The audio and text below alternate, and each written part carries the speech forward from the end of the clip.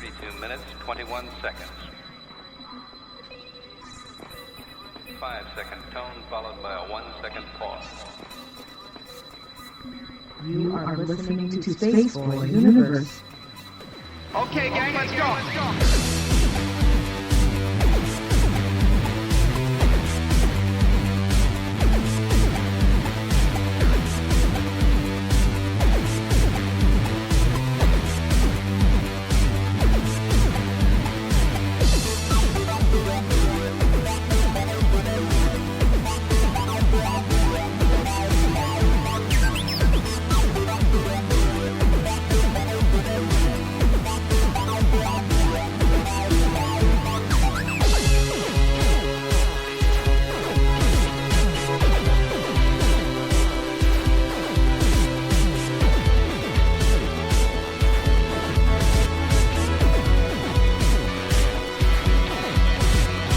From the space city called Houston, Texas, welcome to Spaceboy Universe, featuring Spaceboy and the lovely Surlana. So strap in and prepare for launch sequence.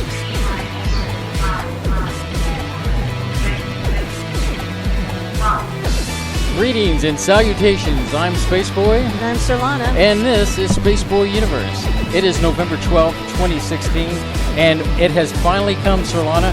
We are at the Houston Mini Maker Fair. Indeed. Yes, indeed. This is show number, like I said, 108, and we are going to be doing day one of the show. So as always, if you want to follow us, you can do so on Twitter. That's at the SBU Universe. You can follow Surlana at Surlana, and you can follow myself at Spaceboy Music. Yes, and if you're going to tweet us, please remember to use hashtag SB Universe or hashtag Space Cadets. Yes, indeed. You know, if you want to follow along with the other Space Cadets, you can do so by going to spaceboyuniverse.com, and at the top of the website is the player, and in the player there is a dancing chat bubble. Go in there, you can get to hang out with all the Space Cadets, which are all the cool kids, and they're just waiting to take up a dialogue with you. And if you can't catch us live, you can catch all this later on our on-demand on Spreaker, SoundCloud, iTunes, YouTube, Stitcher, TuneIn. Just search for Spaceboy Universe. You can't escape it. You know, Surlana, the show on YouTube has so much more than just the show of archive of information. Oh, yes, our YouTube channel. Yeah, our YouTube channel. It will have these interviews. It will have these interviews. You know, it'll have 2-Bit Gamers. It will have, all sorts of live stuff that you don't normally see on the internet as far as where it concerns our show. So, yeah, definitely tune into that. Stay tuned this week, and I'll have video interviews from Maker Faire. Awesome. So let's get this game started, shall we, Surlana? Absolutely. Well, we have our first guest from the Houston Mini Maker Fair, and her name is Amber, and let me see if I can get this correct. Scardino. You got it. Oh, good, yes. I have a tendency to flip-flop sometime on the show, and I apologize, Amber, and it's a long history with me, but it's funny. But we welcome you to the show, and welcome to the universe. Thanks for having me, Jim. Yes, no problem. So let's get started since we just met today. Tell us a little about yourself, and then let's get into the book that you have and start there. Okay. I teach art in Austin, Texas. It's called We Warhols, and I have an art blog at wewarhols.com. I recently came out with, or co-authored a book with a bunch of other great bloggers called STEAM Kids. And it's a book with 52 projects that have science, technology, engineering, art, and math in it. Mm-hmm. And so I'm here at the Maker Faire demoing some of the projects from that book and selling books. And also talking about our new book that came out on Wednesday, which is STEAM Kids Christmas, which are all STEAM projects that have a holiday theme. Oh, that's very cool. What would you say was the nucleus or the beginning of your, I guess, your love of art? Oh, my love of art is from when I was really young. I mean, it started really early with art classes that I took and just continued throughout college and my whole life. My love for teaching happened after I had kids. Oh, okay. Do you prefer? I mean, as far as teaching, or what's the grade level you're teaching? We start at age 3. On average, it's 3 to 6 year olds, and that might just be because my kids are around that age. Right. So I've kind of gotten in that niche, but we are trying to expand it a little bit to some older kids as well. And in your course of going through teaching, I mean, what was the catalyst that came along with the book and the blogging? Well, that's easy. The science came in with my 2 boys. I have very energetic boys. And yeah, I think I wanted to steal the mic from you earlier before we started. Oh, they did. Yeah, they were trying to get on there. But so just as far as keeping them interested in the art, bringing the science in there and the engineering are big. Just they're really drawn to it. And so I started doing more and more projects that brought the other letters into the word STEAM other than art to go along with it. And it's been a really good combo altogether. I've had many times, when I saw your material, it just reminded me as a kid that, my parents my grandparents tried to keep me busy.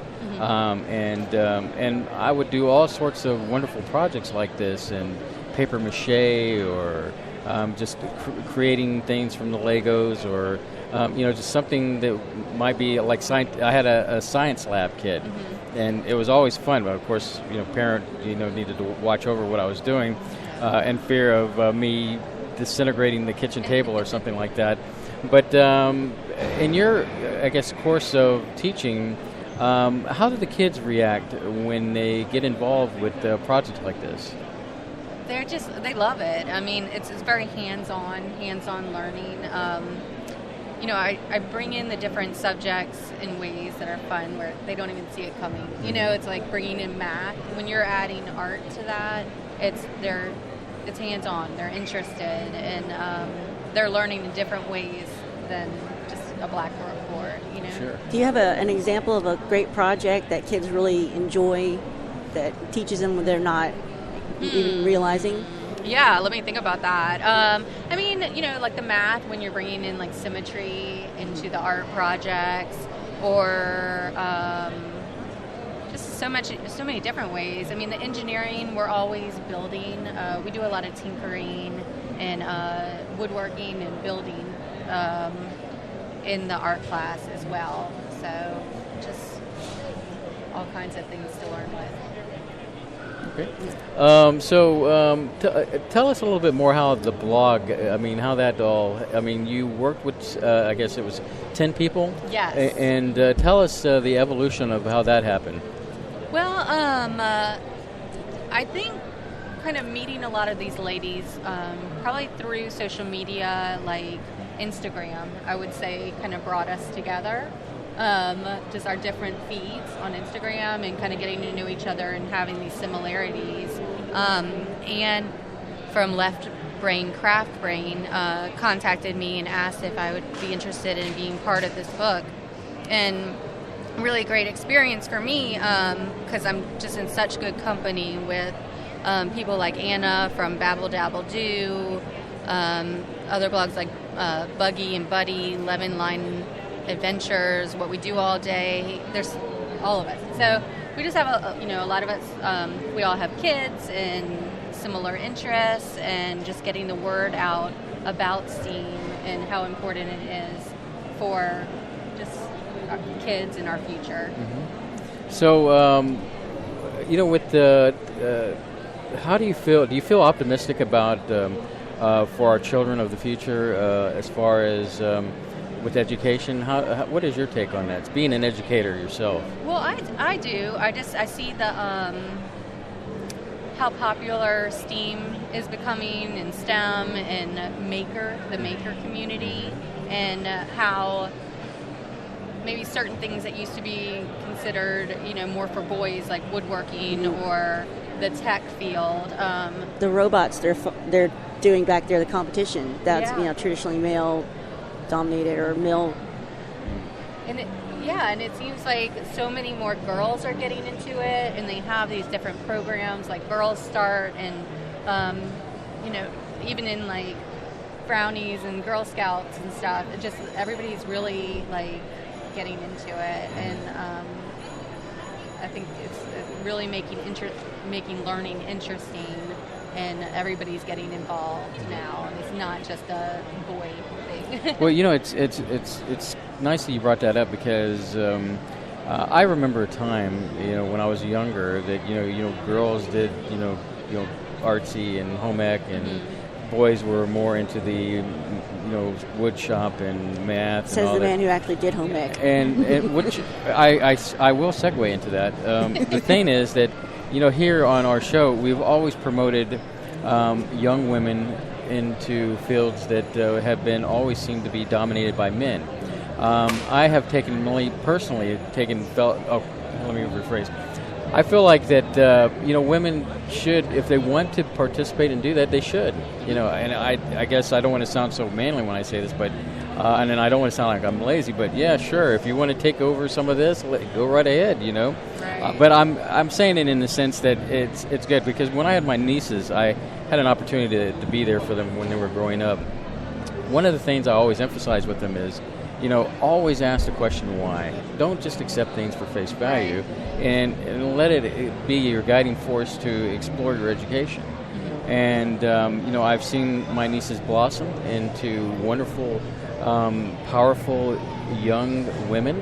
And so as now that we're doing this Spaceboy Universe project, it's been great to promote women in those particular fields, like the International Robotics Invitationals we went to, and saw many of the girls creating, leading the teams. The teams, and it was very impressive. And as an educator, we did a show about STEM and women in STEM. There was sort of a tide of saying, okay, well, let's just teach STEM.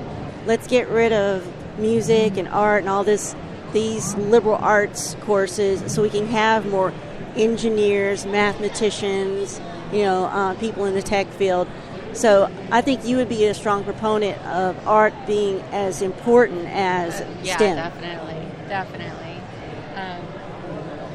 I mean, there's so many fields that brings the art and music and everything into it that I think it's really important for everybody.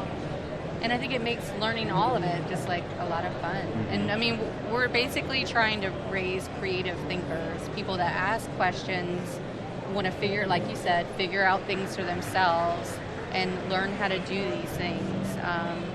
And it can help you in so many different other arenas, Yeah, and it's, I look at it this way. It's one, what I love about what I see with your book is that you have those analog thinkers, and it's great to be that kind of thinker in the sense that you could set your watch to it or whatever. But then there comes times to where I think art brings out the humanity in us, and without that humanity, we are just robots. And so you clearly need a balance between the maths and the engineering thing and with art, and I find it so important, and it's quite interesting to see the material you have here to promote that.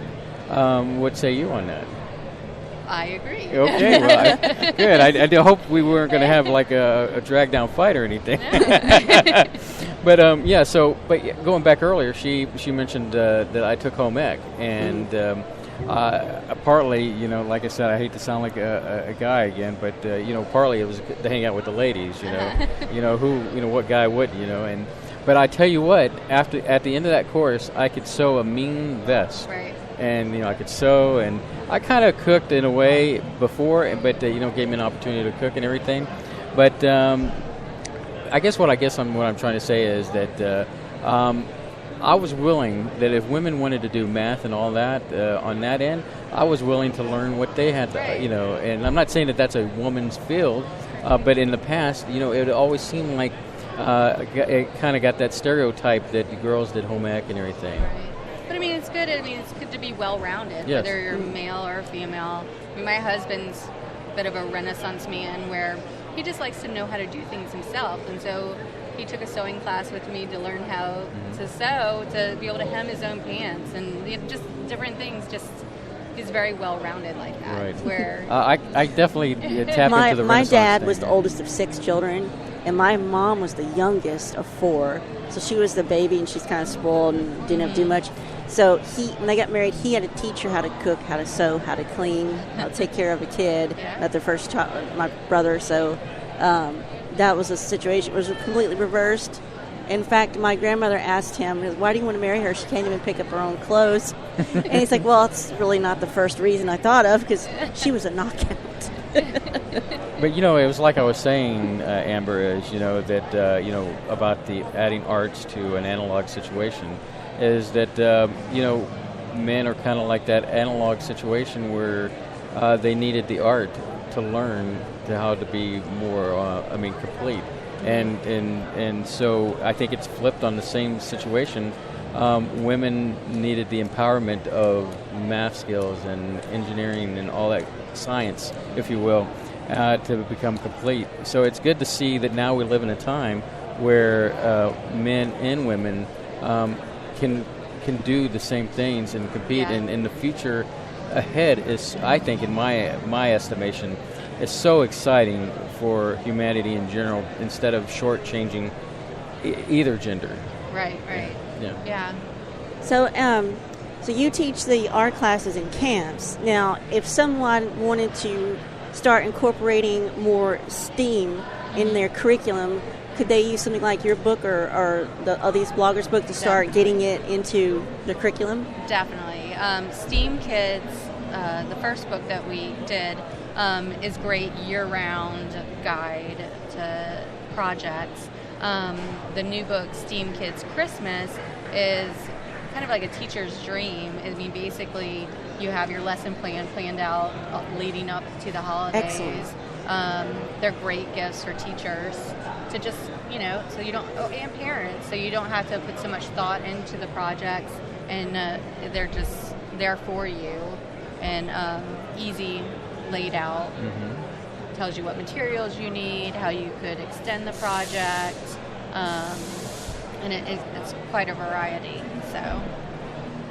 And when we say STEAM, we're talking about science, technology, engineering, art, and math. Correct. Yes. That extra the letter that we hadn't been introduced yet. Yeah. To this whole process, and I'm surprised it was left out when we were, well, at least for me, I know Surlana had been doing some research on it towards this, but we were just doing the STEM, and so, but it's kind of like having a revelation of mind blown that, why isn't art involved in this? I mean, creativity helps innovation in so many different ways. I mean, think of all the eureka moments that scientists have had because it went outside the box, or thing, the glass of milk spilled, or so to speak. So, that is very, I'm glad to see the art put into that. What do you... Absolutely. When I was doing that research for STEM, I was thinking, like, how can they dismiss art, writing, music? Because what is life without that? Right. And if you're not exposed to it, I mean, you might as well be Data, although he did do art. So I took a few art classes. Yeah, he did. So tell us, if somebody wanted to get your book, how can they do this? You can go to steamkidsbooks.com. Right now we're having some specials with the new launch of the Christmas book, so there's like some bundles on there to get free coloring books and different things and some deals. So there's an ebook, there's also the physical book. You can also buy the physical book on Amazon.com. So either our website, steamkidsbooks.com, or on Amazon. That's awesome. And when is the Christmas book going to be out? It came out on Wednesday. Okay. So excellent. It's already on Amazon. And I on our did want to website. assume that like in July or October when they do all the Christmas things, hey. Yeah, no, this is brand new. This hot is up for the press. So. awesome. And so you've given us. What about? Do you have a Twitter account or a Facebook account? Yes. So for me personally, We Warhols is We Warhols on all social media: Instagram, Facebook, Pinterest, Twitter. On Instagram, we do have a STEAM Kids Challenge, which is at STEAM Kids Challenge, and it's a weekly photo challenge, inspiring people to do more STEAM with the weekly theme. And we have a guest judge every week, and you get featured if you're kind of a standout on that. So that's on Instagram. And also on Facebook, we have, it's called Hands-on Learning STEAM Kids, something like that. Okay. I should know. But there is like a closed Facebook group that you can join for STEAM kids. Yes. Well, definitely, if you remember, you have our contact Okay, information. yeah, I'll let you know. And we'll definitely tweet your horn for you. Great, so, thank you. But Surlana, did you want to add anything else here? No, I've been tweeting out all her info on social media, and I was glad that we met you. Yes. Thank you so much for having me. It helped to be a neighbor in our booth there. Right, So, yeah. But so that's Amber and Scardino. Mhm. Did I say it? Yes, you did it Okay. right. Yes. I always You're get worried. correct. I always get worried. So before you leave, I'll tell you this quick story. So, as many of our followers know, I tend to get a little dyslexic when I speak. And so I was trying to remember I guess it was Gene Wilder from the Charlie and the Chocolate Factory. Yes. And so I'm struggling to remember his name, and we were just talking about Gene Wilder and Ready Player One. It's about a book that's about to come out in a movie, and he's got a small voice appearance in this movie. So as I was going through the whole motions, I said Gene Wilder. Gene Hackman instead of Gene Wilder. Exactly. So that is why. It's like, wouldn't you pay money to see Gene Hackman as Willy Wonka? Well, maybe. So so those were I guess people I call it the Gene Hackman syndrome, where I get a little discombobulated in the storyline, and so but I guess it's all good. But we want to thank you for being a part of the universe, and don't go anywhere. And ladies and gentlemen, we're going to take a quick break, and we will be back after this.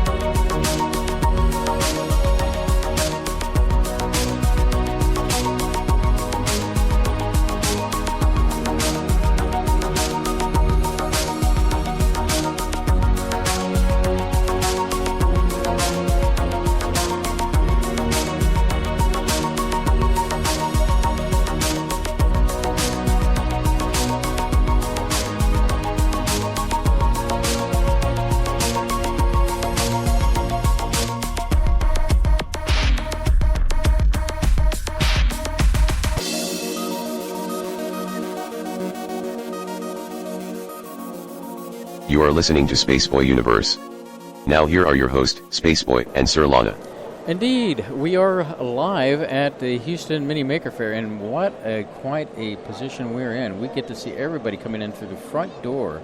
And Exactly. So, I mean, just crowds coming in left and right. It's just questions. We've gotten quite a few questions about the universe today, haven't we, Surlana? We indeed have, and it made me think, well, boy, where get your elevator speech ready, you know? Yes, indeed. This one young man that came up to us had quite a few questions. Oh, look at this guy. He's got colorful suspenders on. Yeah, light-up suspenders. Yeah, light-up suspenders. So, yeah, it's been a very interesting day so far. It started last night, indeed, right after the... Thank you. Thank you. Okay, perfect. That's her Facebook. Yeah, we just got Amber. This just in. Yeah, this just in. What do we have there, Solana? For Facebook, STEAM Kids, hands-on learning activities for kids. Cool. So it was marker nice. fumes. Yeah, it was nice. Oh, can I get a whiff of that? Yeah, sniff this. Solana is waving a card with marker stuff on it, and it smells delightful. So the we right after we have day jobs, right, Surlana? Yes, and unfortunately. So right after work, I guess we got all the gear together that we could and got here to the George R. Brown Center and got everything set up. But first, we thought we weren't going to have power last night to do any kind of testing, which I was really bummed. But then Maker Dave, as we like to call him, because there's too many Daves in our lives. He basically came through and got us hooked up with power, and we did our beta test, and everything is good. And, I'm kind of jealous of the connection that we have here on this speed compared to the house. Occasionally we still have a bump or two, but the connection has been wonderful. Yeah, surprisingly. Mm-hmm. And so we got all that set up and managed to get Chinese food last night, and that was delicious. I still have leftovers. Oh, I don't. I just gorged on it. Well, it's all right. So, and I'm looking forward to getting out of here to eat something because, man, I have not. Yeah. I've had like a couple crackers. I had a. This does end at a reasonable hour. That's the nice thing about it. Yeah. So, anything specific that we've seen so far today? Well, my favorite thing is the guy who brought in the art car. Oh, yes. That has all these Billy Big Mouth basses and lobsters all over it. And they're all synchronized together, and they move and sing along with the soundtracks he puts through. And he's got something that looks like a Segway, and he's remote controlling it, and it has a few fish singing around it. And there's one with a cowboy hat and a microphone.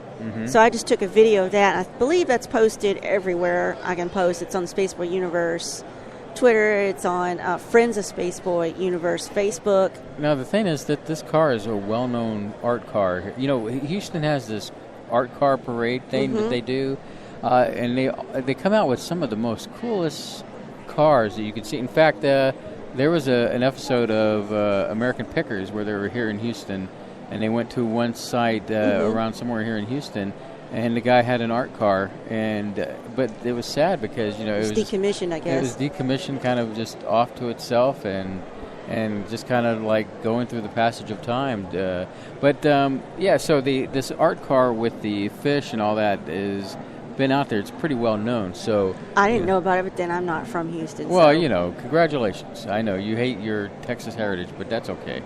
I'm still working. I don't have a Texas heritage. Yeah, you're married to me, so. Oh. Anyway, the thing sings, and it's quite entertaining to watch. There's lots of 3D printing here. Oh, I my think God. that's the future. That is, you can't turn. It's almost like Starbucks. There's a 3D printer everywhere you turn. Did you see that mammoth one that? Yes, I got good video of that with the actual video camera. That thing was huge. Probably the largest I've seen. Yeah, and I like the fact that they printed out a Tyrannosaurus Rex head in it, and it looked really great. And so, basically, there's just so many applications for that. There are so many applications. And then the one gentleman we talked to during our Periscope Live event, he was talking. He's got a device where it's pretty much stripped down. It's real basic and easy to install. I'm surprised that I haven't seen more because they've done houses where they built houses out of the like a 3D printing device. They've got it at that size. No. Yeah. That I've not seen. Indeed, and it's just amazing what they can print. Well, it's like cement, just and squeezing it out. Well, like I said, the medical applications I've seen are pretty amazing. Like what I saw, it was a cast for your arm. Like you break your arm, you fracture your arm, right? And it was like an open web that's still as strong as plaster. I think it was great because they were doing it for kids and kind of giving kids. Wait, and also if you itch, you can still scratch your arm. Right. And but yeah, just really cool things. And then of course they 3D printed. One kid, I guess, got a Iron Man one that was printed out with the color and everything. And I think they had one over there on the thing over there that we were looking at. I'll have to check that out. Yeah, it was cool because they had the mask, and the mask had the lights light up. And that was really cool. It was really cool. And I have that on video with our video camera. You definitely took pictures of that, and so that was really cool. So. What else did we experience here? The people have been very friendly. Lots of families coming in, and even got a suggestion for a show topic. Yes, and we'll have to explore that sometime later on. And so any highlights so far from day one? What's kind of cool is we're right next to a booth. It's called EPO is the company, and they basically are. Electronics. They're what you wish Radio Shack could have been. Yes, exactly.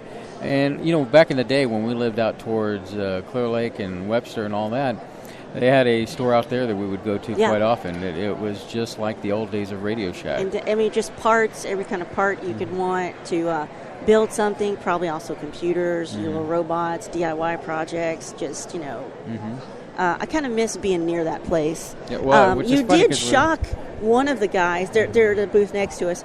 I was helping him remove the spacesuit, and basically it's like, "Are you stripping?" I said, "Why are you watching me?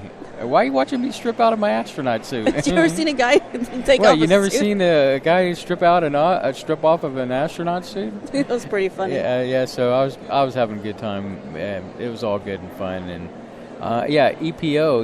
It's electronic parts outlet. Yeah, exactly. And they're not a Fry's. I know some parts of the country have Fry's. No, you walk in and it's just racks of cardboard boxes with parts in it. It's really old school, stripped down. I like it. Yes. It's been a long time since we've been down there. You can't go in. That's the problem with Fry's is they've gone so commercial. It's not like, you can go in there and find stuff like that, like the old days of Radio Shack. So it's more like Fry's is still like a boutique of computer parts. It really appeals to the nerd in me to go to an EPO.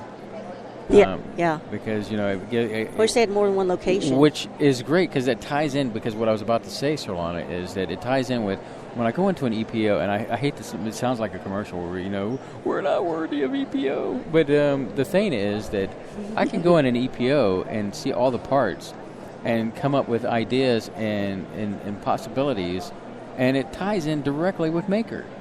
Probably why they're here. It's kind of like you start with a blank slate, you go into an EPO, and all of a sudden, ideas start popping up, and hey, I can route this to there and this to that. And we're sitting right next to them, and they have a full-scale custom R2-D2 moving around, remote controlled.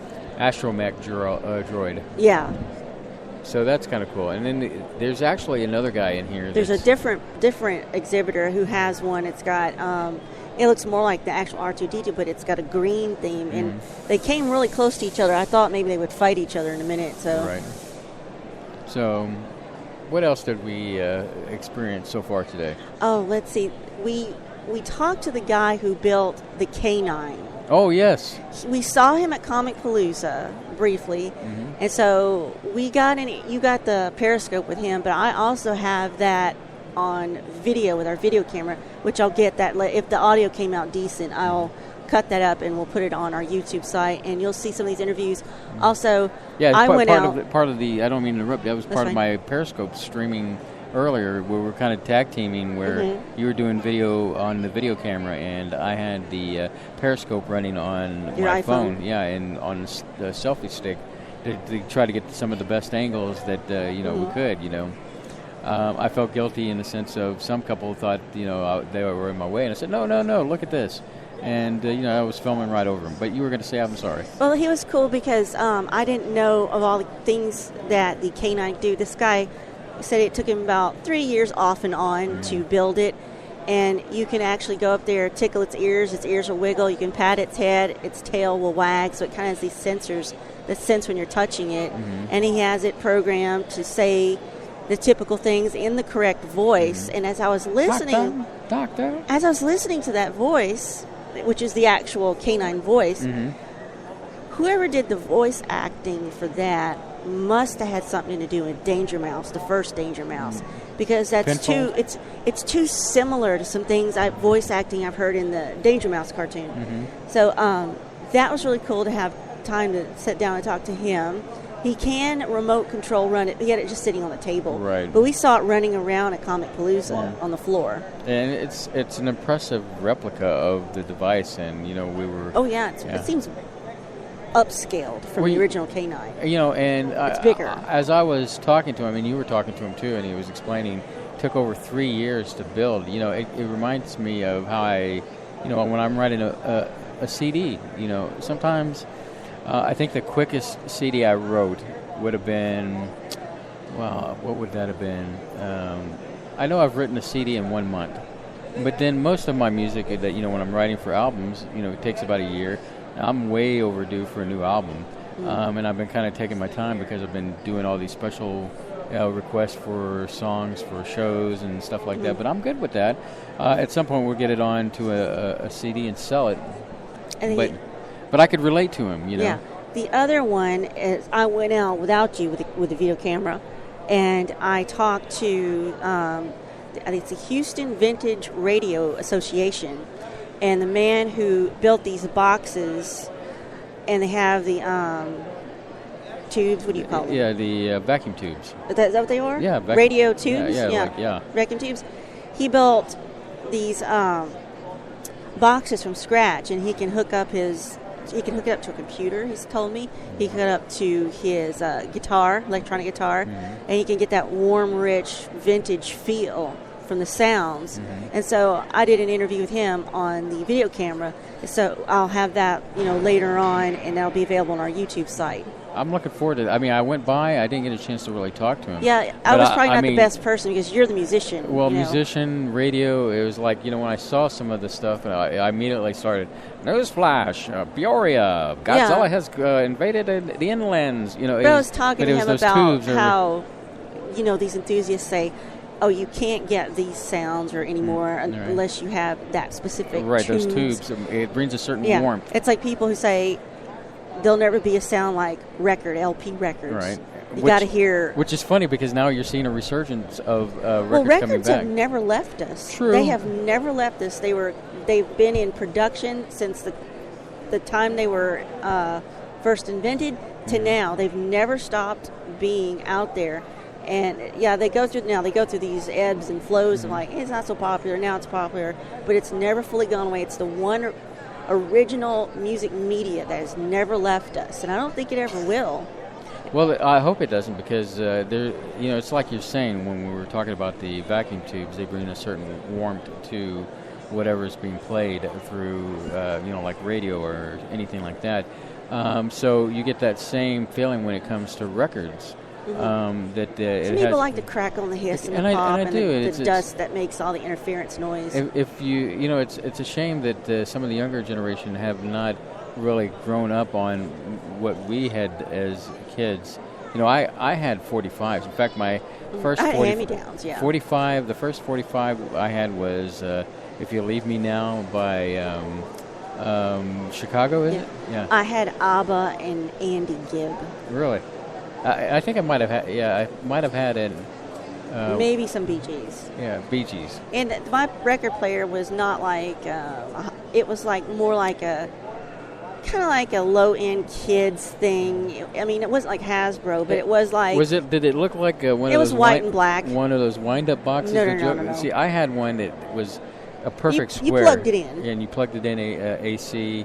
And, it was a really nice little record player back in the 70s. And then, of course, in the 80s, my grandmother bought me one of the new spangled plastic Fisher-Price ones. And, yeah, I know. I mean, it played the LPs and everything, but, it was plastic. I have it at home. I bought one because it was we were going to do a music video. But, so I guess where do we bring this back full circle is that the vacuum tubes, I mean, there's a really cool, let me tell a story since we're on the lines of vacuum tubes. I've always had this need to know how things work. And as an early kid, I was prone to tearing my toys apart to know how they worked and functioned. In fact, I even got to a point where I tore apart the TV. And, back then, those TVs were huge. Yes. In the 70s. And so I've always had this thing about taking apart things and learning how they work. I guess you could say I probably should have been a backwards engineer because I like taking things apart and seeing how they tick. Typical young boy behavior. Yeah. In fact, the one thing I did as a kid, and I'm thankful I'm not dead now, is, those little cameras that had the film that you could put into it? Yes. Well, it had a little flash on it. And how that worked was the battery would charge the flash. There was a capacitor in there.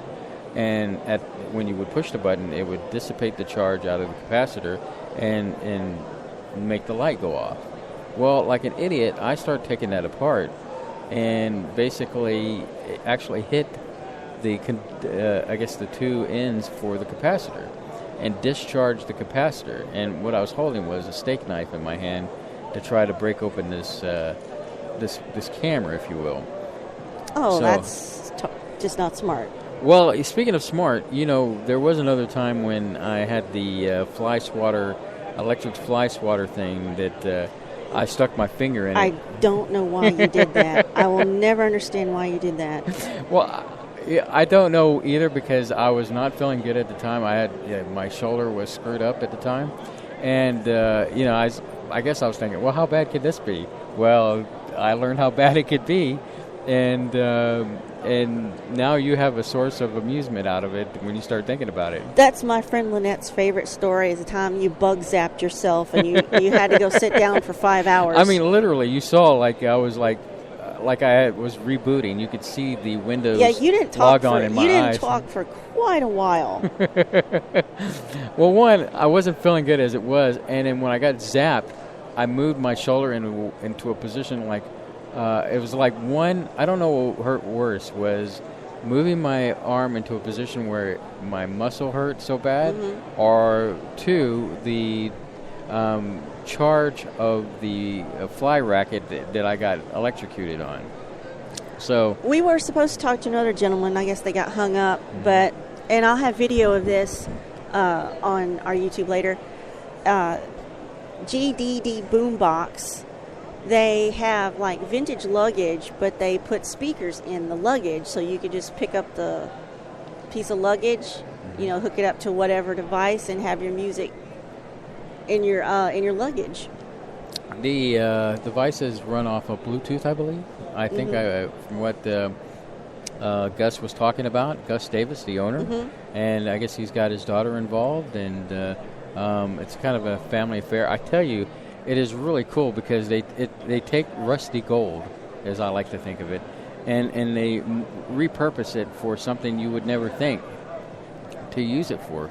I know when we first got here and I was walking by and I was saying, wow, that is really cool, because you don't expect some luggage to have a set of speakers and do all that cool stuff. It's very cool to look at, like at their display, which again we'll have that on our media coming soon. Sorry, we're distracted. Yeah, I'm sorry. They some point they put a sign over here, and everybody comes looking at the sign. And I wonder if Dave did that on purpose.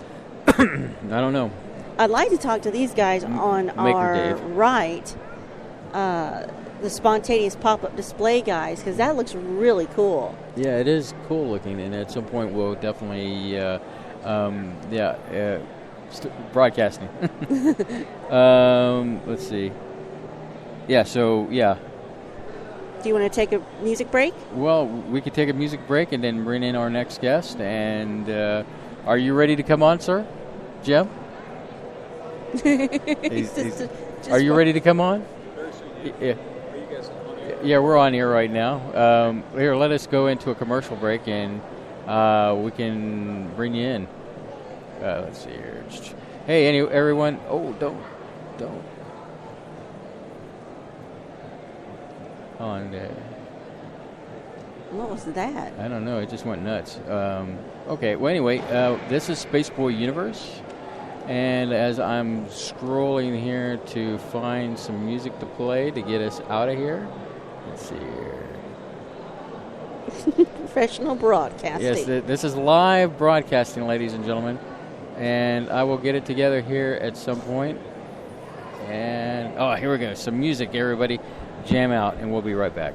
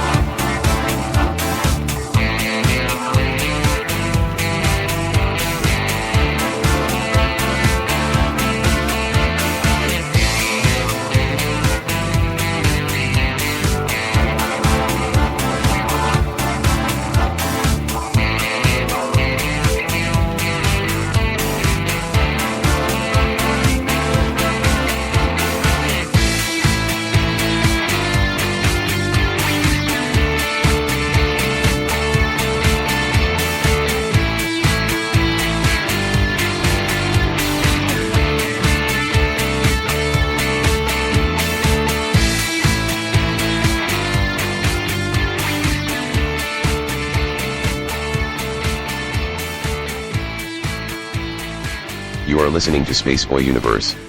Now here are your hosts, Spaceboy and Surlana. Indeed, indeed. We have our next guest, and his name is Cameron Adams. How are you, Cameron? I'm doing well. How about yourself? I am spamtastic. What about you? Yeah. I'm sorry, a little jokey. He's cheesy. I'm cheesy sometimes. So, Cameron, tell us a little bit about yourself and all the goodness and why And what you're you're here at doing Maker. today. Yeah, what are you doing? So I'm at Maker Fair with a good friend of mine, Jim Fox. We are here at the Puzzometry booth. We are selling laser cut acrylic puzzles. Yes, sir. That sounds pretty exciting. So how did you get hooked up with Jim? So I was part of the first robotics organization out of Baytown, Texas, for the 1255 Blarklefish team.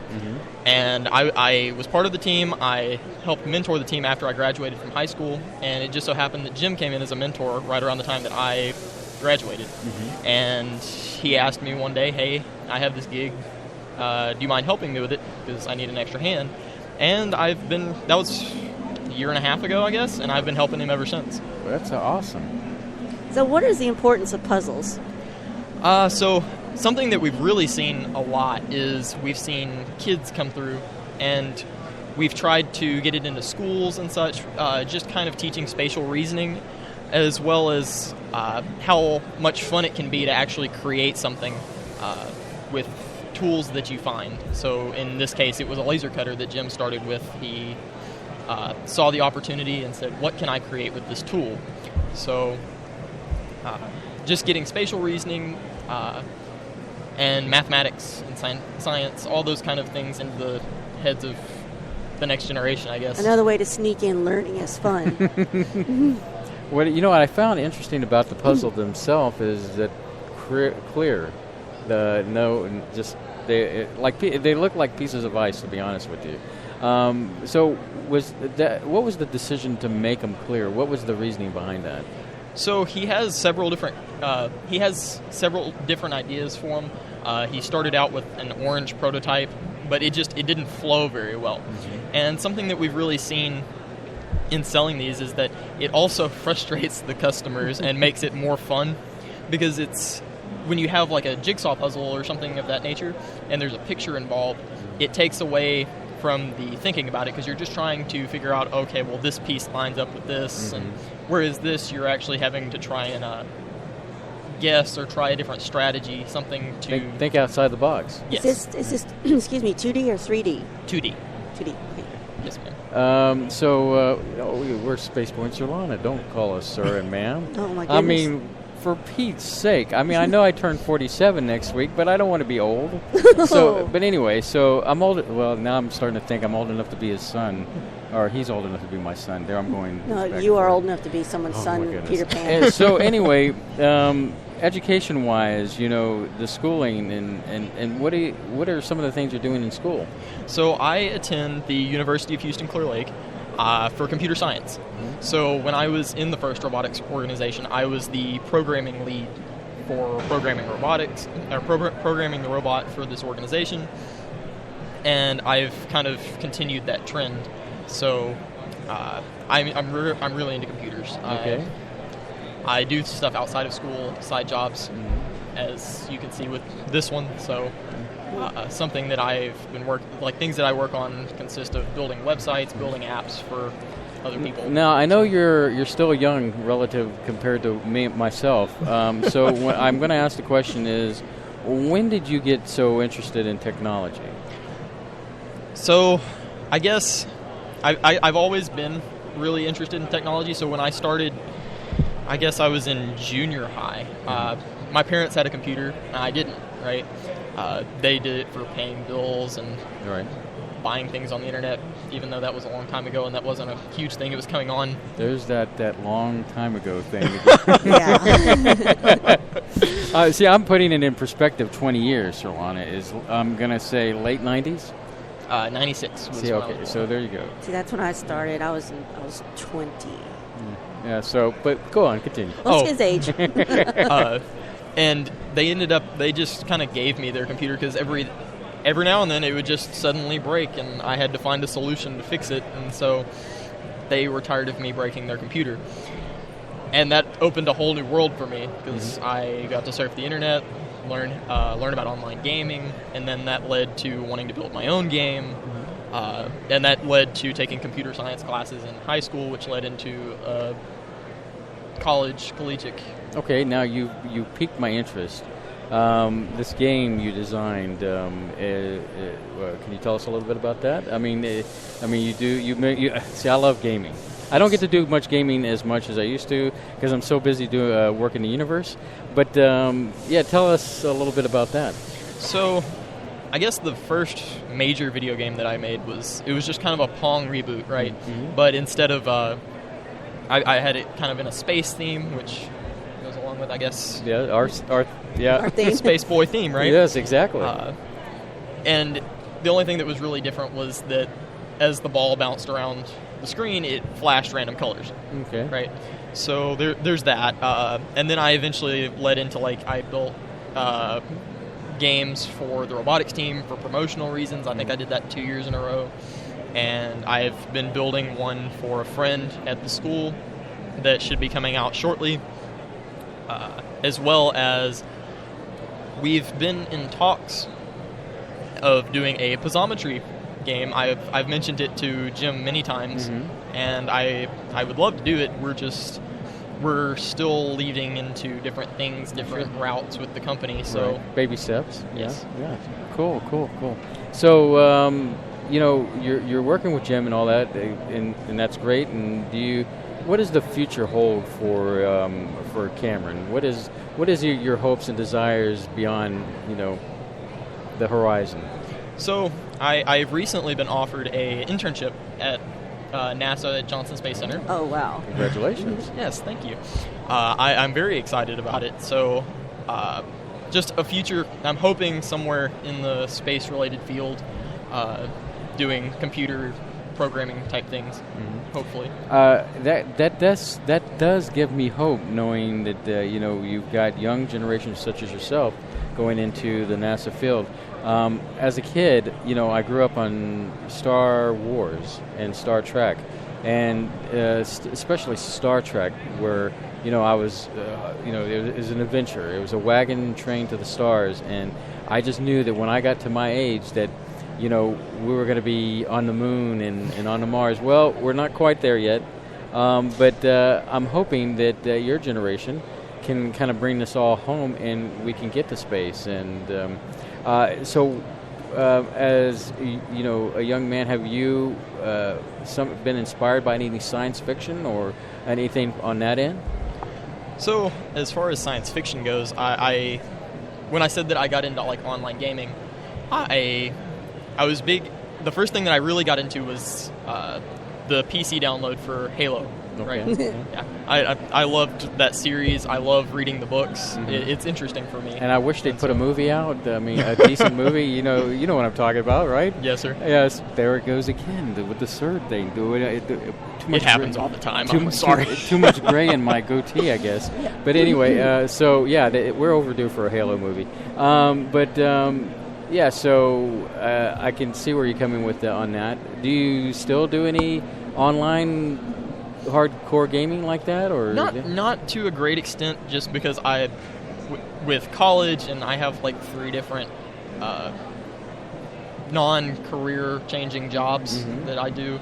I'm never home. My parents complain a lot because they never see me, so it's a lot to take in, and I just don't have really the time to sit down and actually play games.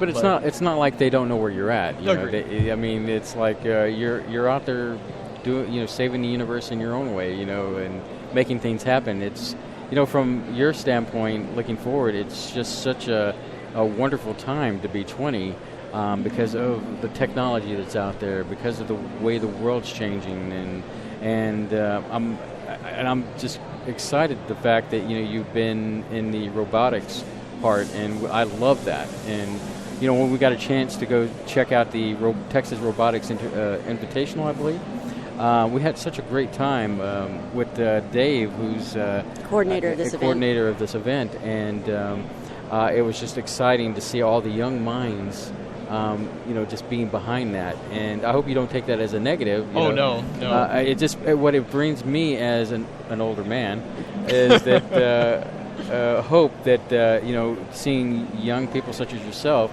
so involved with education needs of math and engineering and science and all that good stuff, and I just want to say I look forward to seeing what you accomplish. Thank you. I you say that, and I actually, after I got out of high school, I jumped right back into mentoring, and I would love to do it now, but I'm just so busy that I can't get into it. But I preach so much to even people that we see here how beneficial the FIRST organization has been for me. Mm-hmm. Not even simply in terms of all the technological things that I do, but in terms of communicating with others and being able to even talk on a talk show such as this. I'm able to actually get out there and interact more. And you can always mentor later on when things calm down in your life, and you'll have more experience to even help mentor later on. Exactly. So you can always come back to it. Yes. I actually work... I stopped myself from saying that. We'll break you of that habit. Currently I work at the University of Houston Clear Lake as a student instructor for the Computer Science 1 class. And I'm learning better ways of helping to not just mentor but teach. And so I'm hoping that one day that will lead me back to mentoring a team if I'm available. Now you'll be like Alan down there at the Spectrum. Yeah. Yes. Alan Gregory? Yes. Yeah. The third, is it? Yes. Third? Is the third? Because we met his father. His father was a hoot. Yes, exactly. But the Alan, he's amazing young man and just focused. I mean, you could see the focus in his eyes. I mean, he is like just straight on. And when we got to meet him at Comic Palooza, it was like, I just like seeing young adults that are focused and know what they need to do, and they're on track. And but also makes me think like, wow, I've done nothing with my life. I had potential and I didn't know it, and I just wasted it. You know what I called that? I called that the 90s. And, the 90s were bad. Yeah, the 90s were bad. But bad I don't music, want to bad pop culture. Yeah. But, I wouldn't know I was born then. Yeah, I know. Thank you very much. Trust us, it was awful. Yeah. So at least we saved you some things. But so what else you got, Surlana? We got people commenting on this. Right, they said the CERN, ma'am, it's a Texas thing. So, is there any other projects you want to talk about? Anything you want to plug for Puzzleometry? Exactly. So Puzzleometry is the hardest puzzle you'll never solve. We are currently looking for someone that can handle the manufacturing of the project. We need someone with a laser cutter that has the ability to do a mass quantity of the puzzles, because currently he wants to kind of migrate away from it and turn somebody else loose with it, because he wants it to still sustain, but he has other projects in mind that he wants to kind of get at. Sure. That's really That's all. Does he have any sites or media for Puzzleometry? Or he does. So you can find it at puzzleometry.com. That's PUZZOMETRY.com, and then Facebook, Twitter, those two different social medias he posts on there constantly. And something that we're even trying to kind of integrate is adding events and things, so that even the people that like our page can know where we're at if we come to, say, Comic Palooza or to the Maker Faire like we are now. And since you've helped mentored, I'm assuming many young adults, what would you say to our audience as far as some great advice for our younger audience out there? So one great thing that I can say is get as much experience as you can. Not everything comes from school. So amen. Yes. School is great. School is good for learning things, but outside experience is the key, and it's going to help you market yourself so much. Learning to talk to other people, build towards a customer's project, and not just do things the way you want to do them, it's invaluable. Well, I totally agree with that. I mean, we've had conversations, you and I, about, education is great, but, apprenticeships are also great as well because you learn a skill set, and it's not,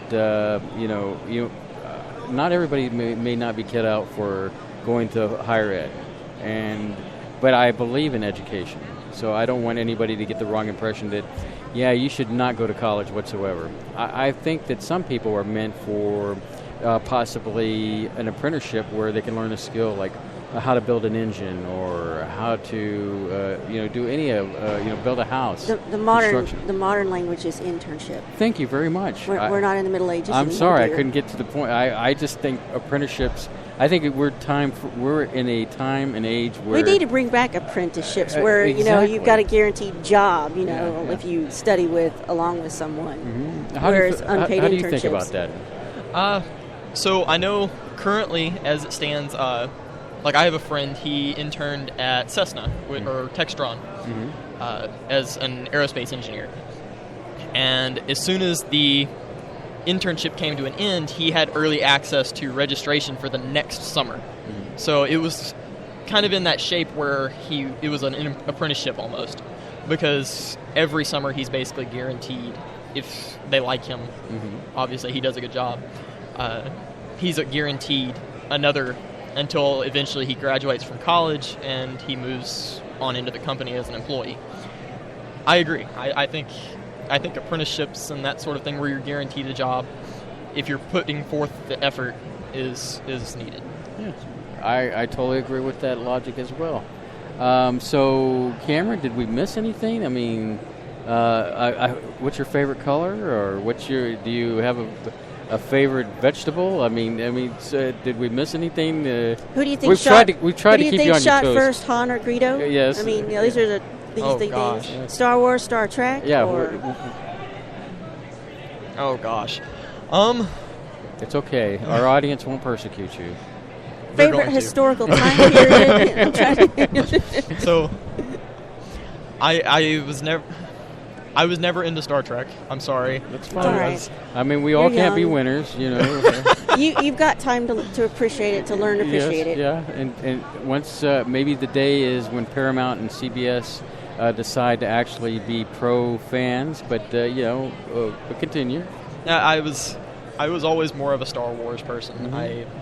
That being said, I'm not huge into those kind of things because I was more into the whole Halo thing. But right. So I was more into Doom, original Doom. Yes. So I get that. I understand, and the fact that they brought something back that the next generation will at least know about, and they can recall the first one. See, in the early 90s, that's what I was doing on the computer. I was out in DOS playing Doom and Wolfenstein 3D. Yeah. That's what I was doing. That's old school DOS stuff. DOS? What is DOS? Yeah, I knew you were going to say that. There's no way you can't know that. Don't think you can pull that on us. I know what that is. Your computer. You say you have this computer background, I was there when there was nothing but DOS. Then Windows 3.1 came along, and it was just mind-blowing. And seeing font and color on a monitor was like the most entertaining thing you could do back before Windows. And like the onboard speaker was also awesome, little beeps and things. And so, it's great that, for me, and I wish you could have experienced something like what we've experienced as children, is to go from 3 channels on TV, nothing else, to phone something calls. Primitive. When somebody called, you had to be home. To stuff like the dawning of Atari, or going from Pong to Atari, during the 70s, to now where you practically can take a computer with you, which is your smartphone, and do practically anything. It just amazes me. The only gaming we do is on Steam. You live in such a, a wonderful technical... I mean, that's what we do. We do the Steams. I mean, because, I got tired of buying a new system, every so often. And Agreed. So, but it is a wonderful time for you. Yes, DOS Shell. I remember DOS Shell. DOS Shell. Yeah. So, but Cameron, thanks for being a part of the universe. Yeah, no problem. And I guess we're going to talk to Jim tomorrow. And we would like you to just kind of stay in touch, We're following you on Posometry. Yeah, we're following you there, and Monkey's got one of yeah, these. give him one of these wonderful flyers. And keep us up to date with any projects, and maybe we can get you on in the future if you've got If a you project. you need to get the word out about something. Mm-hmm. Awesome. Yeah, I'd appreciate it. So just let us know. Yeah, I enjoyed it, and I thank you for having me on. Oh, no problem. Thank you for being here. Yes. So that's Cameron Adams, everyone. I got to said that right? You sure did. Okay. Yes, sir. Up and coming. So keep an eye on this man. He's going to be taking over the world sooner or later, especially your computers. So Our space. Our space, yes, at NASA. It could be he's taking over space at NASA. He could get us an interview at NASA, I bet. All right. Well, see, that's why I'm saying he needs to stay in touch. So anyway, you're listening to the Spaceboy Universe, and we'll be right back after this.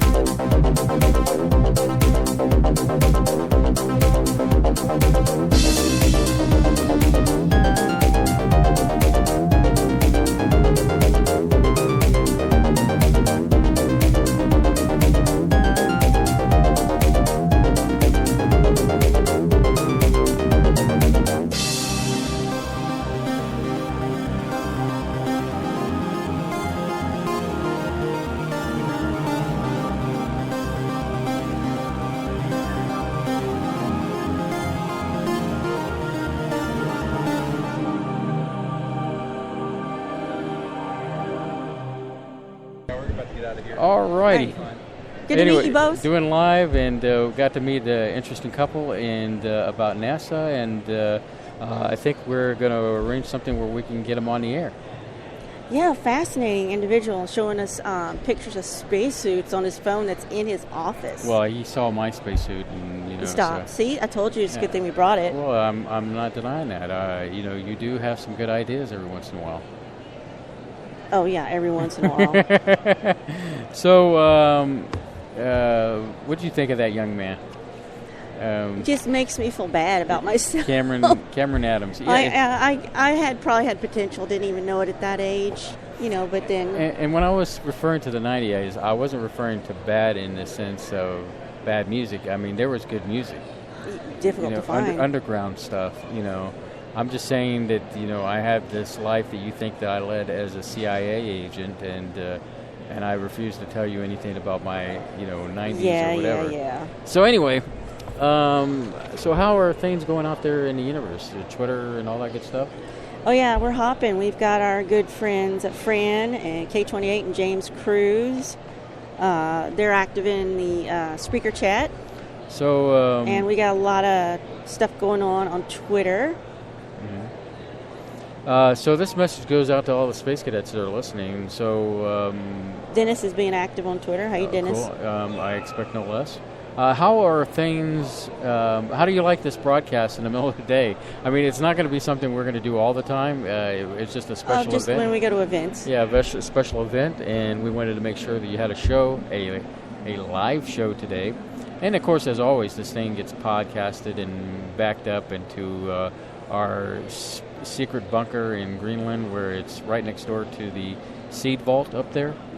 You know? Really? Yeah, you didn't know that? Oh, I know about the seed vault. Yeah, I didn't but know. right I didn't know that's where it was. I thought it was in Europe. Right next door is the Spaceboy Universe vault, and I'm always talking about Spaceboy music, pulling music out of my vault. Well, this is that special vault I was talking about that is right next to the seed vault.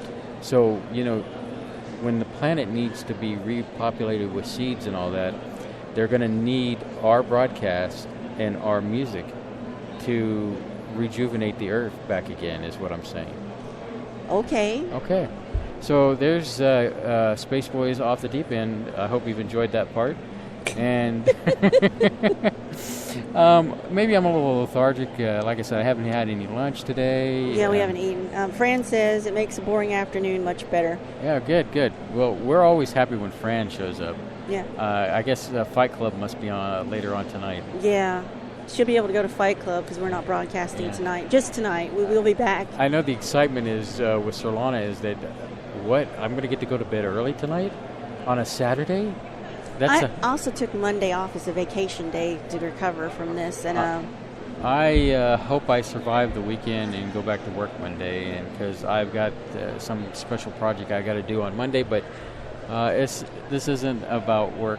We're spending the rest of the afternoon sitting down, so it's not that bad.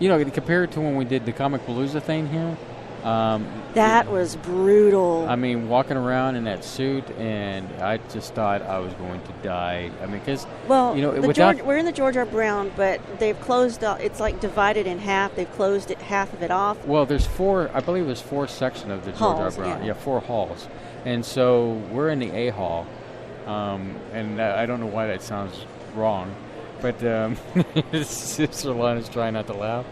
A hall. Yeah, so we're in that hall A. Hall A thing. I think that sounds better.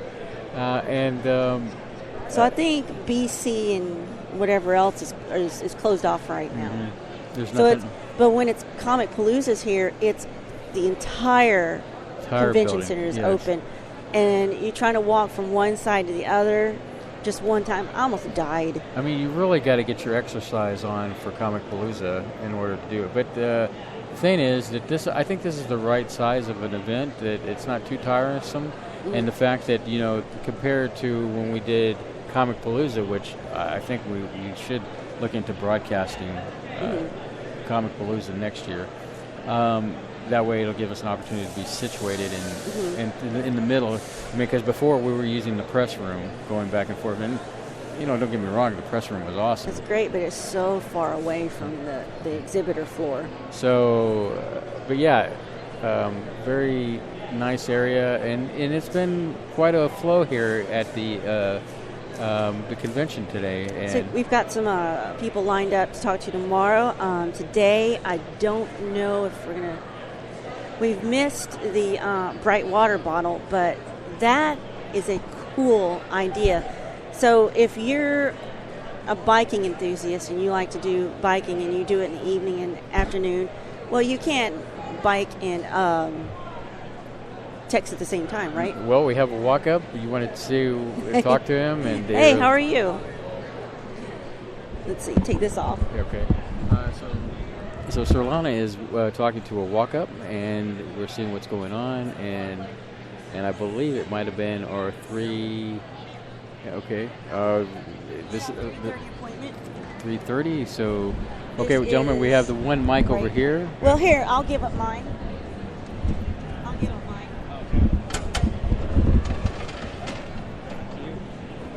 And they're getting situated.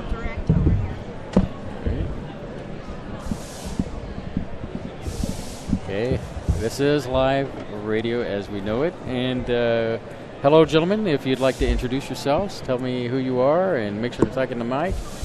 Yes, gladly. Thank you for having us. My name's Julio Rodriguez. My name is Vin Pham. Did you forget? It's okay.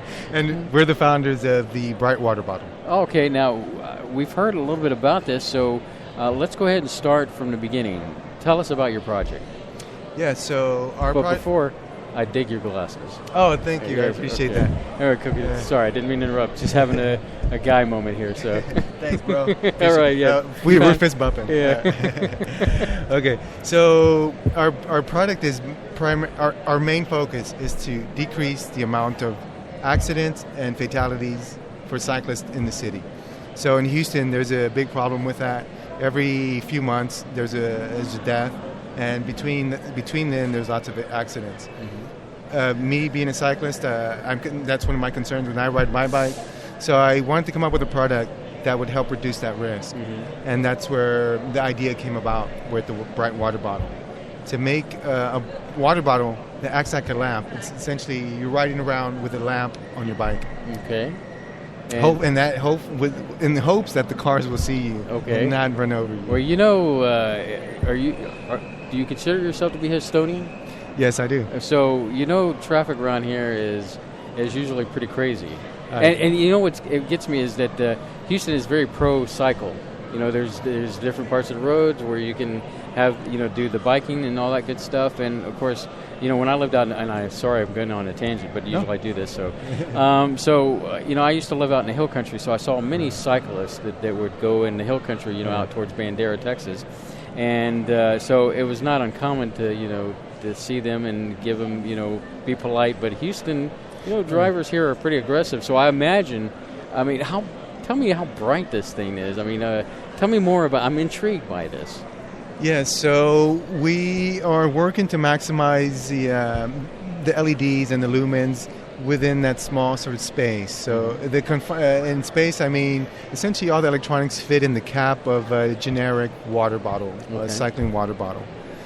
So we're looking about maybe a few hundred lumens. Okay. And your average, bike light maybe produces between like 100 lumens. So we want to at least match that. Sure. And a typical light just shines in one direction. And our light is kind of diffused by the bottle. Right. So it's all captured inside of the bottle and it almost glows. Glows, yeah. As opposed to shining. I get this impression like a lightning bug or, something on that line, and I should have brought one. I figured it was going to be a radio interview, but I should have brought one. Because then I could this is really cool looking, and you should really, the way this looks put together, but, and all that good stuff. And did we lose a guy here? Well, our booth is right over here. We're gonna run and get Vin, one of our co-founders. He's gonna run over there and bring one so that we can see it. Awesome. So, great idea. So, anyway, what was the nucleus behind this creation? I know you mentioned making drivers more aware of the cyclists, but what else was there anything else that kind of involved in this? Yeah, so I think we know we're at a maker fair, so many of us are makers. So one of my things, I'm always messing with technology, making things. So I participated in a hackathon sponsored by AT&T, and its theme was connected intersections. And the purpose was to help pedestrians and commuters stay safe. And this is part of the... Oh, here comes the bottles. So what we're looking at is some of the prototypes. And you would normally ride around with these things on. So Surlana's taking pictures of the bottles and video. Are you doing the video? Okay. And... So this is the normal water bottle, and we've designed the electronics to be in the cap. Right. Right now, these are a bit mock-ups, but sure. And we have the fittings to also to stay on a standard GoPro mount. Okay. So on your handlebar, you could have it work as a headlight or as a tail light. Furthermore, we've enabled the app to give you turn-by-turn directions. So if you were to punch in the address to your nearest Starbucks, it could guide you there by giving you LED indications on where to turn, what street. Yes. That's right. And also, we plan to connect it to a service like IFTT, where you can get any type of web alert. So if you want to know if it's going to rain, we can program it to blink blue. If the Texans win, blink red. If Trump wins, blink red and blue, or whatever color you may like. Exactly. Yeah. So that's very interesting. It kind of reminds me of Iron Man in a way when it's out of the bottle. But I'm intrigued by, how does this, is it going to be a Bluetooth? Yes, that's right. Tell So us a little bit about that. Yeah, so we plan to have two models. We have a basic model, a sort of entry-level price point that cycles through a series of colors, pre-programmed colors. And then you have the upgraded version, which comes with more sensors and a Bluetooth module and a companion app. So the companion app is what allows you to modify the patterns and colors of your alerts. Okay. And when can we see? Are you still in the prototype stage, or? Yes. So right now we're in prototype. First phase. off, I'm happy you can speak, because I was thinking he was going to hog the whole thing over here. So go ahead. We have finished the design of it, and so right now we need a little bit extra help with the final product, and so that's why we're kicking off the Kickstarter page, and hopefully with that we need help with the injection molds and then the PCB manufacturing. So when all that ties together, we'll have hopefully a product and on the shelves. Well, we love Kickstarter because there's so many things that you can get started with Kickstarter, and then if there's a commitment with people that think that it's a great project, you're going to get that funding. We see that so many times in fan films, where they're trying to create their own films to like whether it be Star Wars or Star Trek or all that good stuff. But so what is the ultimate goal? I mean, how much have you got all that set up, or what is your goal? And so right now our goal is $25,000 for it. Okay. And so 25,000, and then you'll be in business, and so that is again like approximate, and hopefully that will cover the most of the expenses of this manufacturing part of it. And after we get the first ones out, we will then develop more things for it. And I think. Yeah. So accessories is what more. Yeah. Well, part of the what Kickstarter is going to help us do is pay for some of the also certification that comes along with producing a Bluetooth device because of the radio frequency. Right. So there's certain certifications that we have to apply for to be able to bring it to the consumer market. Along with that comes some molding, patents, things like that. And that's what we hope that the crowdfunding will provide. And we also have some stretch goals. So the stretch goals is where we add some more bells and whistles and some more advanced things in it. But we hope that it's the audience is receptive to it, and we meet our goals and can bring it to the audience. Well, speaking of the audience, so what has been the buzz so far you've gotten from just presenting just the concept? Yeah, people are very receptive to it. They, especially amongst other people that are cyclists or know of a cyclist. So the people that cycle, they can gravitate to it immediately. They know that they need this. They have lights, and they know what benefit it is to them. And others is sometimes it's mothers or parents that have a child, or their son or daughter that rides, and they want it for them. Right, for safety. Yeah, and they want it now. So some of them are asking us to let's hurry up and get it out, and they want to. So this is the important thing, and I don't know if Silent One wants to say this or not, but so if you mentioned Kickstarter.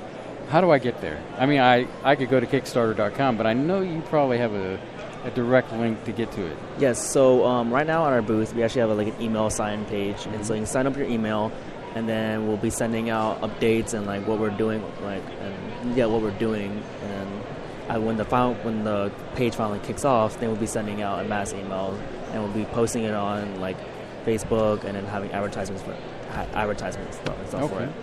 Yeah, so we do have all those available now. So if you go to brightwaterbottle.io is our main website, and we are under Instagram, Twitter, and Facebook. So on our main website, you can go link to all our social medias. So go to the main website, and boom, just like on our site, you have the wealth of links to the Facebook, the Twitter, and sir. all that great stuff. So That's right. We want to connect with you, so please connect with us. Okay, so before y'all leave, now we throw the softball questions at you. How's y'all's day been with the Mini Maker Faire? How's it been going? Have you enjoyed the sights and the sounds? So I've been here, it's probably my third year here. Okay. I've been here with robotics. And so I always love coming here, seeing all the new things, because like you always see the manufactured stuff, and that stuff kind of gets boring after a while. Sure. So I love seeing the community things, all the new technology, and I just love seeing what people other than just the huge big manufacturers can create. All the small things, all of the trinkets and things are really intriguing me. I'm sure you probably, since you've been a part of the robotics association, you probably really like the younger kids that are here today, learning about this and being the next pallbearers.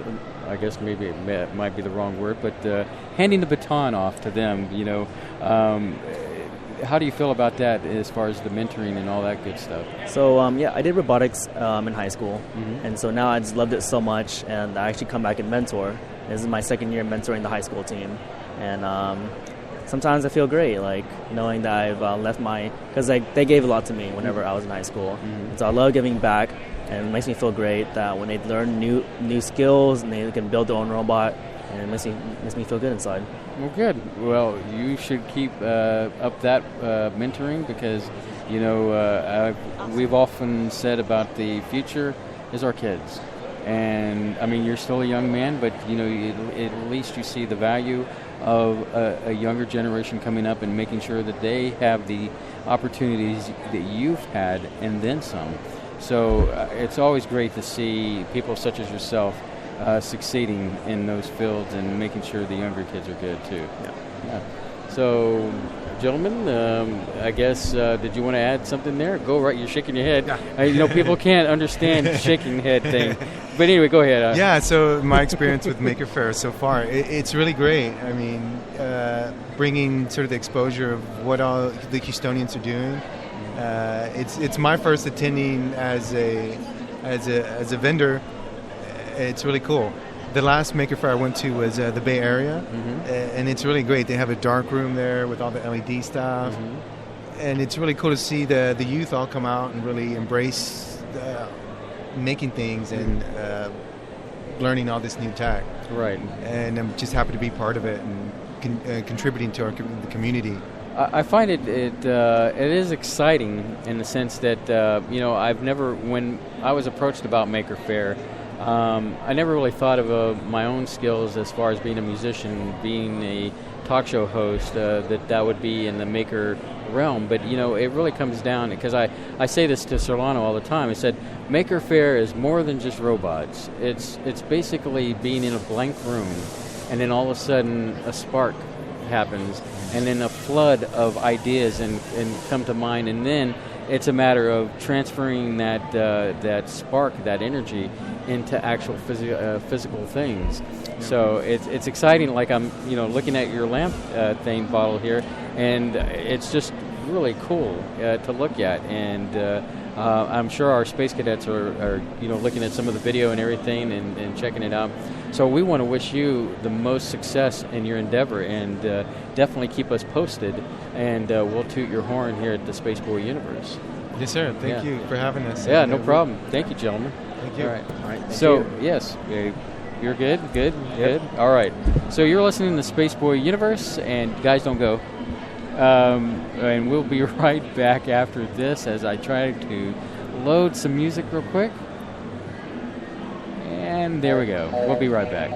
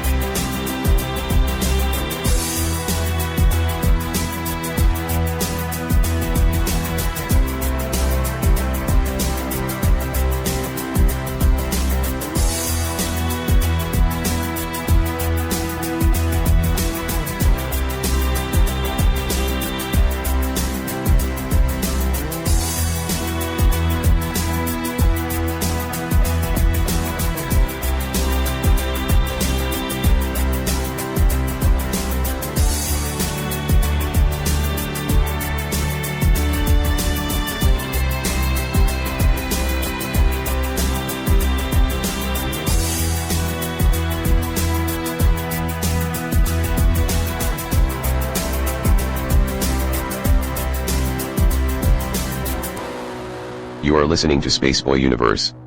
Now here are your hosts, Spaceboy and Surlana.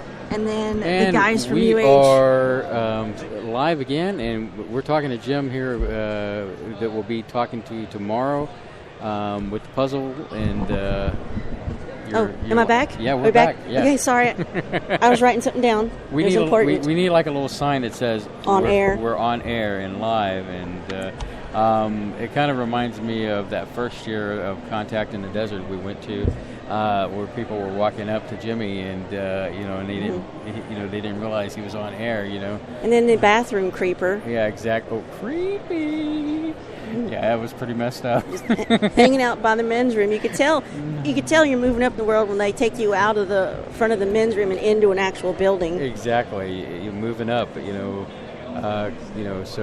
I love upgrades. So, we're going to, I guess, wrap up our conversation here, but, I want to let everybody know tomorrow we will be back, same time, same bat channel, at 2 o'clock in the afternoon on Central Standard Time, Texas time. And if we have more scheduled beyond 4, we might go to 5 Central Time. But it just so happened we had just these people today. So right. So but it's all good. We'll have some more guests tomorrow, and I just want to let everybody know you're listening to the SBU network on this. Well, let me rephrase that. You're listening to Spaceboy Universe on the SBU network. And you can go check out the SBU network at sbunetwork.com. It is where it's happening. It's where it's at. We are building an empire here of broadcast. You're like Walter White. Yeah, I'm like Walter White. And the empire building business. And I bring that up is because if you go to SBU network, you can see the shows. You get Spaceboy Universe, you have Spaceboy Music, but you also have the Quantum Hologram Matrix with Reverend John Polk. It's a great show. We produce it and help him out, and he's just a great guy. And we want you to tune in to all the things that we have to offer here at Spaceboy Universe Network. Now, getting back to the universe, which we're live and in charge. What you got there, Surlana? Just keeping up with. Wow! Look at that! I broke a major nail. Anyway. We're just giddy to be here, for one thing. We've learned a lot about live broadcasting at an event. You don't know till you try, so we know what we should do and what shouldn't do for next year. That's invaluable experience. You're getting phenomenal interviewing people on the fly without preparation. Probably even better than I do.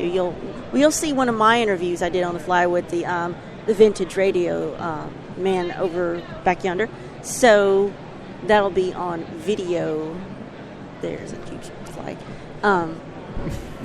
There's a big fly on your space helmet. So, but yeah, spontaneous interviews are great because you get people on the fly.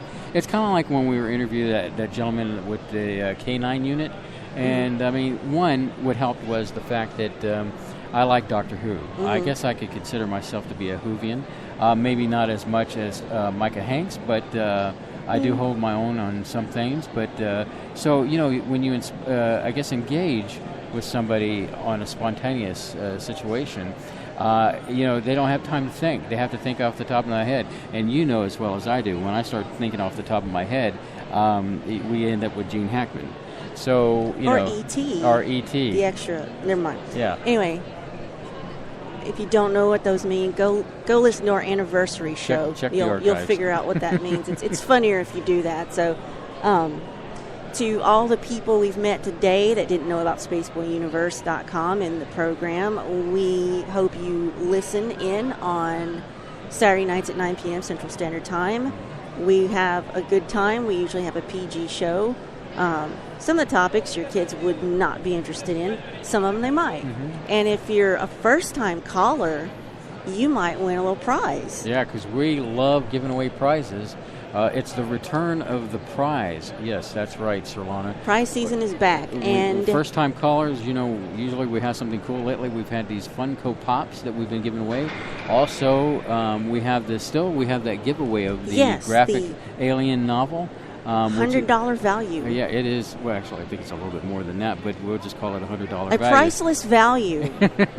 And Surlana, if I wanted to enter in to get that graphic novel, how would I do that? You don't have to do anything fancy, What? or you don't have to put on any We're not- wigs, or We're not charging a membership or something like that? no 200-word essay, nothing like that. Just simply email stuff at spaceboyuniverse.com. That's STUFF at spaceboyuniverse.com, and you just get us email, say, put me in the alien giveaway, and I will. I found a randomized picker online, so I'll pick it, and the winners will be announced November 19th on our live broadcast. So if you want to know if you won, You have to please wait listen until, in. Yeah, wait until, we're not going to just tell you at the beginning. You're going to have to listen to our show. Do we want to say what the show's subject will be on the 19th? Is that the next one? I believe you can go ahead and announce that Okay. episode. We're going to do a history topic. We're going to get back to doing a little history, and we're going to talk about U.S. traitors. That's not like Trader Joe's, like people who betrayed our country. And I did some very preliminary research, and I learned some things I did not know, like how recent we have traitors. They weren't just Benedict Arnold, Aaron Burr, and that's it. There are, like, in the last 2 years. Well, So- and let's not go politics here, but it has nothing to do with the current elections, yeah. Current elections, and in your opinion on who you think is crooked or who is not crooked. Please don't call in about current politics, because we will be like, well, thanks for calling in. Click. Yeah. So yeah, it's going to be a timely show. It'll be interesting because you'll get the chance to see other things, because I love history. I mean, and that was one of the We haven't things. done a history one in a We while. haven't done a history. Do you recall the last history thing we did? Maybe it was with Gordon. Was it with Gordon? It might have been with Gordon. Jim Jones? Yeah. I guess Jim Jones. That would be historic. So tentatively, and I say very tentatively because it could change. You never know. People's schedules are crazy, but I'm going to keep pursuing this. But tentatively on November 26th, we have scheduled Rich Scheidner. What? Yes. Seriously? He is a stand-up comedian. He was big in the 80s, late 90s, and he has a sort of an autographical or memoir he has published about his life in stand-up called Kicking Through the Ashes. You can find him on Twitter and Facebook. It's SHYNDER. Now, how did you reel that fish in? Shout out to my brother. Well, it's nice to know people, right? He went to his book signing out in L.A. and told me about him. Said, "Oh yeah, I remember that guy from back in the '90s." And he had it's not on Netflix anymore, but he had sort of a short documentary about him trying to get back into stand-up on Netflix. And you and I watched it. I cannot remember the name of it. Sorry. Maybe I'll email him and ask him what that was, just sort of like give him a little like reminder.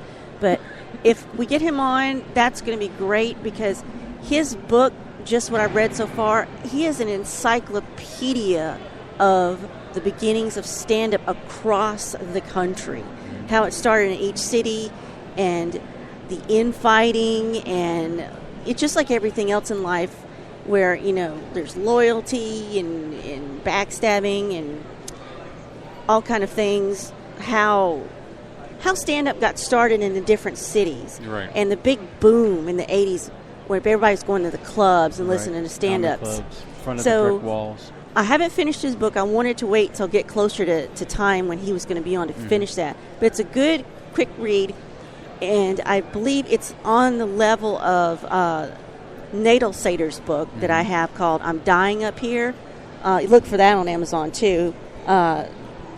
It's a really interesting behind-the-scenes look at stand-up comedy in its early days. And so I got to finish reading Rich's book, which I know it'll be good. Well, and I guess those two shows will finish out the month of November. And then we have fan favorites. Gordon Roop will be back in December, right? Or no, it's not Gordon Roop. It's No. From my understanding, it is our favorite precog dreamer. My bad, Patrick Spohr. Patrick Spohr. He was recently on Solaris Blue Raven's Hyperspace. And I heard they were talking about it. And yeah, we got to go check that out. We were too busy loading in for this show to catch that. But but he was on hyperspace, and I heard he was phenomenal, as I never doubt. Well, he is. Both of them are phenomenal and very supportive of the universe, and we love them to death. So he will be first. Yes. Yes. Sorry? What I do is I work with kids. Oh. Talk to kids that want to be something in life, just education, motivation, inspiration. Okay. I have a website like YouTube.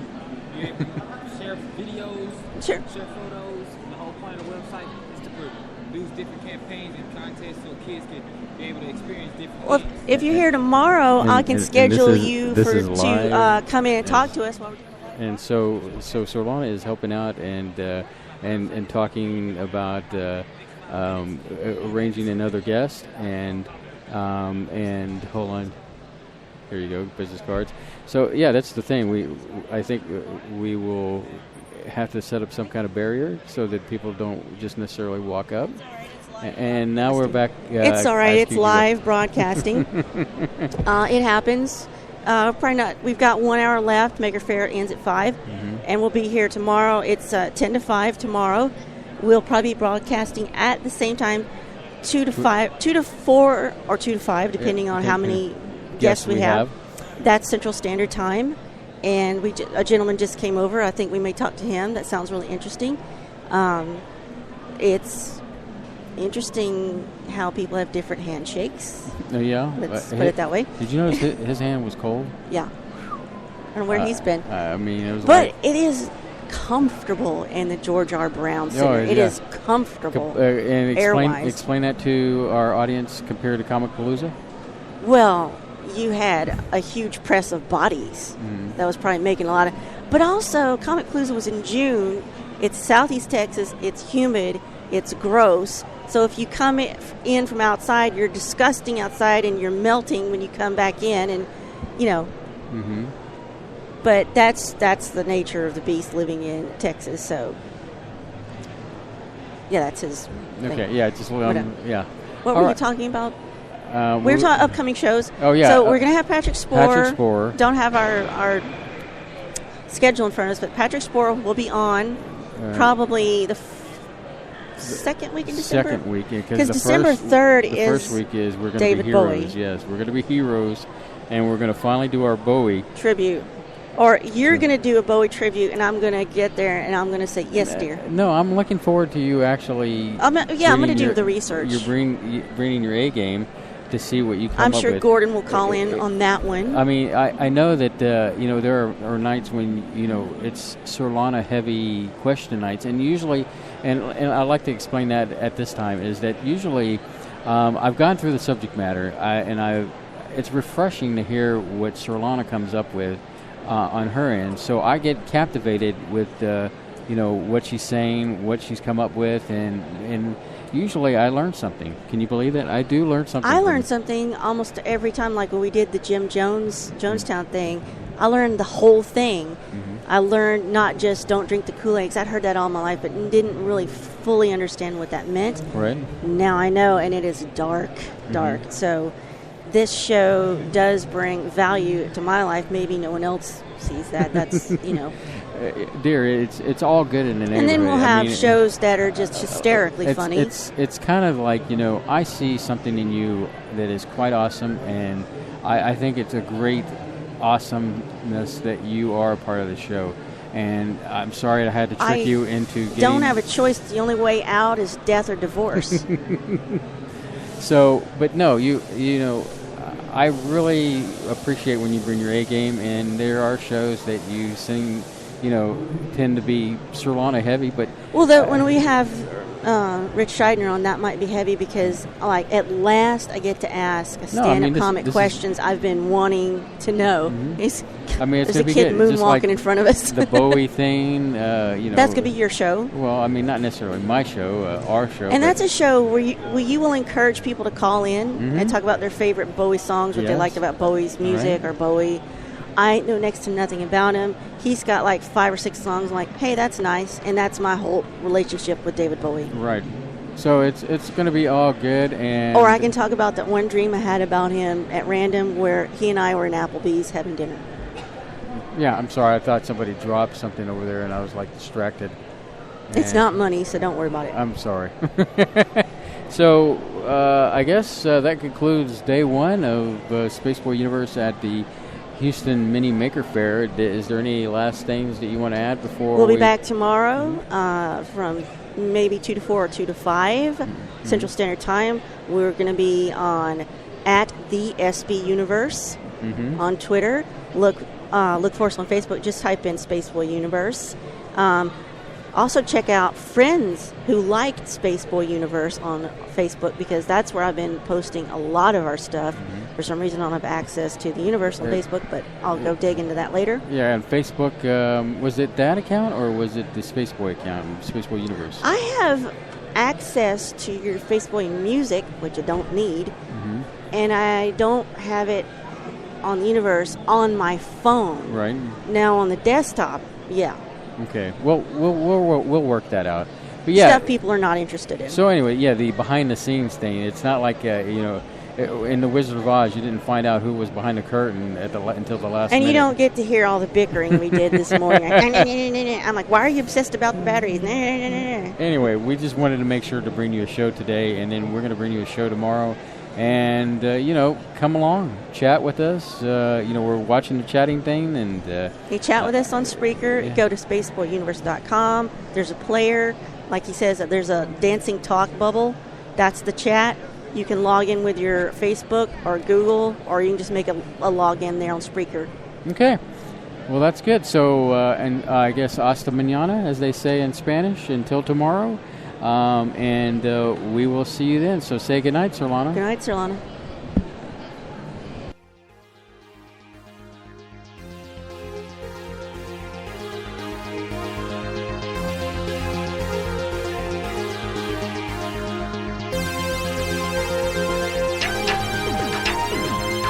Spaceboy Universe is hosted by Spaceboy and Surlana. Executive producer is Surlana. Social media producer is Dennis Koch. Associate producer is Lee Ann Cordes. Music production is Spaceboy of SpaceboyMusic.com.